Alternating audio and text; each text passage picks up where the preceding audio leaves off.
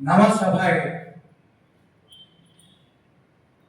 నమామి మన్మానవ జన్మ కారణం పవిత్ర వాత్సల్య వయఃప్రవర్షిణీ త్యాగావధ్యం స్వామృత స్వరూపిణీ ప్రత్యక్ష దైవం ప్రణమామి మాతరం అని మా అమ్మగారు నమస్కారం చేస్తూ, అమ్మ తర్వాత పోషించిన మా నాన్నగారికి నమస్కారం చేస్తూ,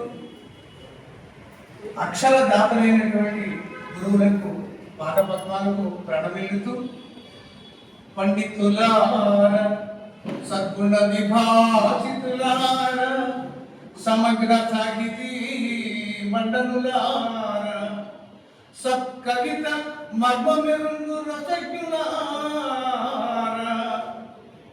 ఈ నిండు సభాస్థలి నెనలు నిండిన గుండెను కుమరించు నా దండ నమస్కృతుడు ఉదారత దూకుడు నిమ్మినాపై వేడుగా శిష్యరత్నాల వెలుగు పంచి వేడుగా శిష్యరత్నాల వెలుగు పెంచి విద్యలమ్మకు తిలకమ్ము దిద్దినాడు ప్రథిత సూరము వంశాధిపతవై అందుకునుమయ్య శిష్యుని వందనాలు.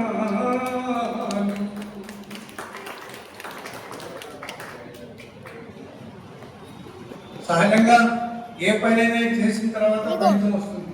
కానీ ఈ సింహపురిలో నేను ప్రవచనం ఇవ్వకముందే నాకు ఫలితాన్ని అందించినటువంటి సహృదయులంతా కూడా నిండి ఉన్న ఈ ప్రాంతము నాకు చూస్తే సరస్వతీదేవి నడయాడుతున్నటువంటి ఒక అద్భుతమైనటువంటి విద్యా మందిరంగా, సరస్వతి మందిరంగా నాకు కనబడుతూ ఉన్నటువంటి సమయం కొద్ది కాబట్టి ప్రారంభించిన సమయం.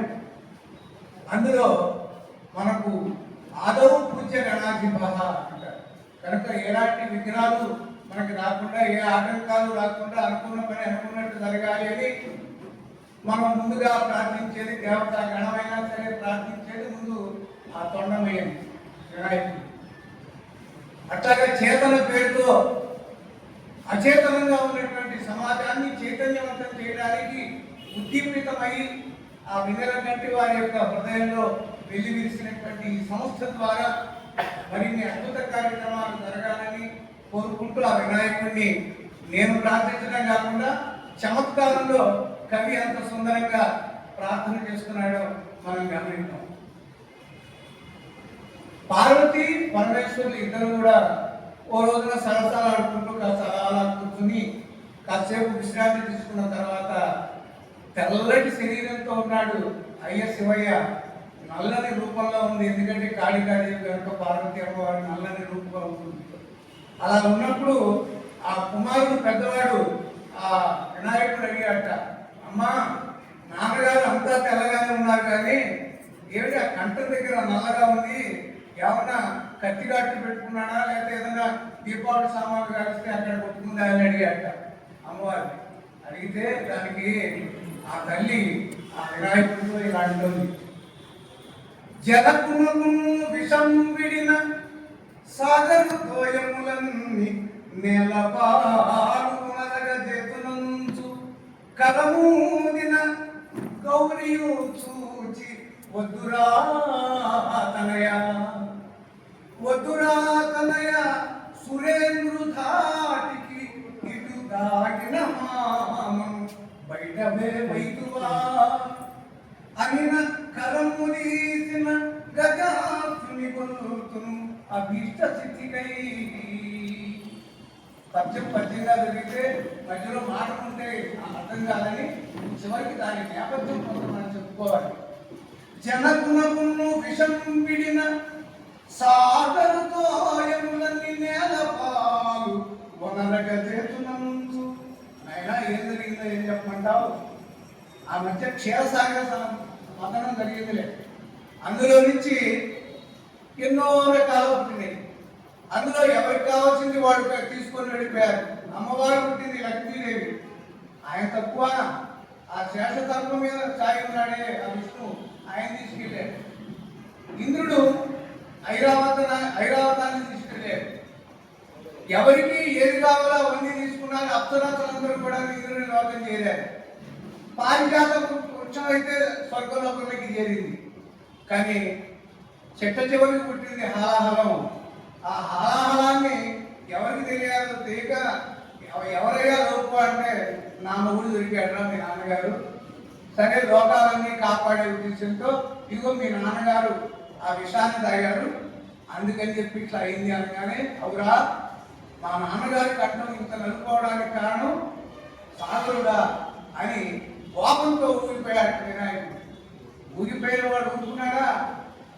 సాగరములన్నీ సాగరు తోయములన్నీ నేల పాలు వనరగ చేతులందు. వెంటనే అమ్మా మన నాన్నగారికి ఇంత కీడు చేసి ఆ సాగరుని నేను ఊరుకుంటానా? దాన్ని మొత్తం భూమి మీదకి విసిరేస్తాను, ఇంకిపోయేటట్టుగా చేస్తాను అని చాలా హడావుడి పెడుతున్నట్ట.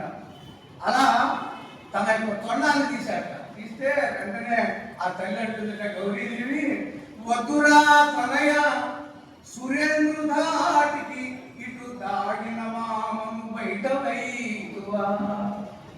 ఆయన నువ్వు చేసే పని బాగానే ఉంటుంది కానీ నీకు మన కొంపకి ఎక్కడ వస్తుంది ఆయన. ఏమిటి సాగరంలోని నీళ్ళన్నీ కూడా బయటకు వస్తానంటే మన ఇంటికి కీడు రావడానికి అని పార్వతి అనుకుంటుంది, మనము అనుకుంటున్నాం. దానిలో విషయం ఏంటి అంటే, ఏం లేదు నాయన నీకు ఒక మేనమా ఉన్నాడు అన్నాడు. అవునా నాకు ఎప్పుడు చెప్పలేదు మేనమామింటికి, సెలవులకైనా సరే కనీసం అక్కడికి వెళ్ళేవాడు. సరే మన తాతగారంటే ఆయన హిమవత్ పర్వతం ఆయన దగ్గరికి వెళ్తే మనం గడ్డగట్టిపోతాం, కనీసం మామయ్య ఉంటే ఎప్పుడైనా పిలిచేవాళ్ళము. నేను వెళ్ళి కాస్త బ్రహ్మాండంగా అవును ఇంటికి ఆయన ఏమన్నా ఆడపిల్లలు ఉన్నారో ఉంటే మూడు చేస్తాం అని వినాయకుడు అడిగితే, ఆ మేనమామ ఎవరనుకుంటున్నావు? నాకు అన్నయ్య ఆయన, నాకంటే ముందు పుట్టినవాడు మైనాకుడు. పర్వతాలే పుట్టేది కనుక హిమవంతుడికి మైనాకుడు అనేటటువంటి ఒక పర్వతం ఉన్నది. పూర్వం ఆయన పర్వతాలన్నిటికీ రెక్కలు ఉండేవి. రెక్కలు ఉన్నాయా లేవా వాటిని మనం చూసేలా ఎవరన్నా ఇవన్నీ కాదు. వీటితో ఒక సైంటిఫిక్ విషయాలు కూడా దాగి ఉంటుంది. ఆ సైంటిఫిక్ విషయాల్లో వెళ్ళబోయే ముందు కథగా ఇతిహాసంగా మనం కనుక తీసుకున్నట్లయితే ఆ పర్వతాలు ఎక్కడ పడితే అక్కడ వాళ్తున్నాయట. ఇక్కడ ఏదన్నా వాలినారనుకోండి, ఇక్కడ ఏ కార్యక్రమాలు జరగవు, మనంతా అణిగిపోవటం. కాబట్టి ఇట్లా ఇష్టం వచ్చినట్టుగా పర్వతాలన్నీ రెక్కలు సాచి ఎదుర్కొనడం ఇష్టం లేక ఇంద్రుడు తన యొక్క వజ్రాయుధంతో అన్ని పర్వతాల యొక్క రెక్కలు కొడుతూ ఉండగా ఎట్లాగో తప్పించుకొని మీ మేనమావ మాత్రం అడుగు సాగరంలో దాక్కుని ఉన్నాడు. అలా సాగరంలో దాక్కుంటున్నటువంటి వ్యక్తికి వాయువు కూడా సహకరించాడు.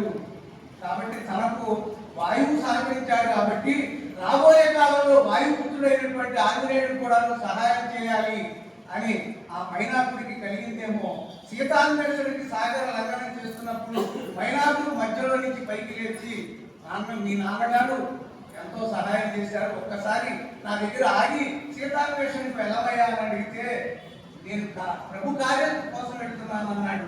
మనం ఏ విద్యార్థి అయినా ఎవరైనా సరే ఒక పని మీద వెళ్తున్నప్పుడు మధ్యలో వాడు పిలిచారనో వీడు పిలిచారనో అని మన మనసుని మార్చుకోరాదు. అది మనం అక్కడ నేర్చుకోవాల్సింది. తిరిగి వచ్చేటప్పుడు అవకాశం ఉంటే నీ దగ్గర కలుస్తానులే అని చెప్పి హనుమంతుడు వెళ్ళిపోయినాడు. మళ్ళా తిరిగి వచ్చేటప్పుడు మాట గుర్తుపెట్టుకొని మైనాకుడి దగ్గర కాసేపు విశ్రాంతి తీసుకున్నాడని మనం కథలు వినే ఉన్నాం. కనుక నీవు ఇప్పుడు చేసే పని ఎలా ఉందంటే, ఈ సాగరాన్ని అంతా భూమి మీద కనుక చదివినట్లయితే నీ మేనమామ పరిస్థితి ఏమవుతుందో చూడు. కనుక ఆ మామకి నువ్వు ఇలాగా అలా బయట వేసి అపకారం చేస్తే మన పాపకు మనమే నిప్పు పెట్టుకుంటావురా పెద్దవాడా అని ఆ మాట విన్న తర్వాత కలము తీసిన ఇలా అన్న ఆ కోపంతో అన్న ఆ కొండాన్ని, కలము అంటే చేయగాదు తొండం ఉంది కాబట్టి ఆ కళాన్ని ఇలా వెనక్కి తీసినటువంటి ఆ తొండమయ్య మనలను, మన యొక్క ఈ చేతన సంస్థని, మన అందరినీ ఆయురారోగ్య అష్టైశ్వర్యాలతో తొలతోగాలని మొట్టమొదటిగా విఘ్నేశ్వరుని చమత్కారంతో కూడినటువంటి పద్యంతో మనం ప్రారంభం చేసుకున్నాము. ఆ తర్వాత మరొక బ్రాహ్మణుడు ద్రవిడ దేశానికి వెళ్ళాట. ద్రవిడ దేశం అంటే తమిళ ప్రాంతం. ఆనంద తాండవపురే ద్రవిడ సగే చిత్రం వశిష్ఠ వనితా సమమాఖ్యపాత్రం. ఆనంద తాండవపురే ద్రవిడ సగే చిత్రం వశిష్ఠ వనితా సమమాఖ్యపాత్రం. విద్యుల్లతేవ పరిముచ్యతి తత్ర ధర్మీ ధారాం విలోకయతి కశ్చన యోగసిద్ధః. సహజంగా ఎవరన్నా ఇంటికి వస్తే అతిథికి యజమానితో పాటు అతిథి పక్కనే యజమాని కూడా కలిసి వడ్డించాలి.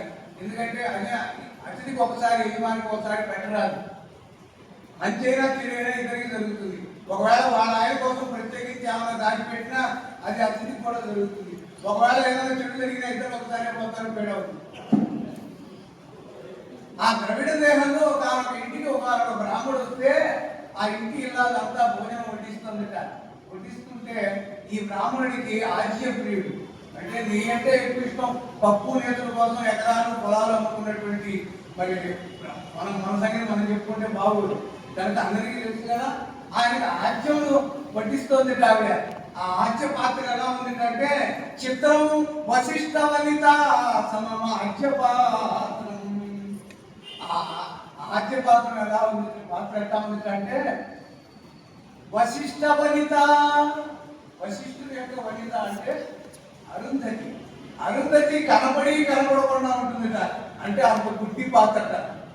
పోనీ అందులో గరిటామైనా కాస్త గట్టిగా ఉందంటే పాత్రకి తగిన గరిట ఉంటుందిగా. అది ఎలా ఉంది అంటే మీరు చిరు అన్నట్టుగా విద్యుల్లతే పరిమృత్య తత్ర ధర్మి. ధర్మి అంటే గరిట. అది కనపడకుండా ఉందిట.